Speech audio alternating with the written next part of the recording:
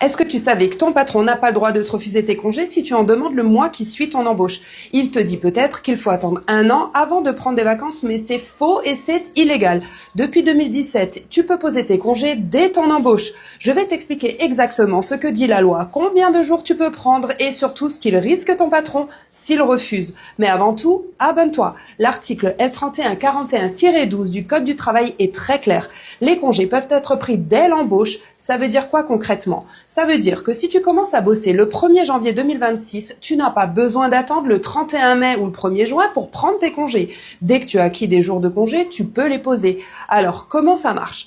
Tu acquiers 2 jours et demi de congé par mois travaillé. Donc si tu bosses depuis janvier, au bout de 3 mois, tu as déjà acquis 7 jours et demi de congé. Ces 7 jours et demi, tu peux les poser maintenant. Dis-moi en commentaire, est-ce que ton patron t'a déjà refusé des jours de congé? Sache que tu n'as pas besoin d'attendre la fin de la période de référence qui va du 1er juin au 31 mai de l'année suivante. Avant 2017, avec l'ancienne loi, un salarié embauché en mois de juillet devait attendre le mois de juin suivant pour prendre des congés. Ça faisait quasiment 1 an sans poser de vacances. C'était totalement absurde. C'est pour ça que la loi El Khomri du 8 août 2016 a changé les règles.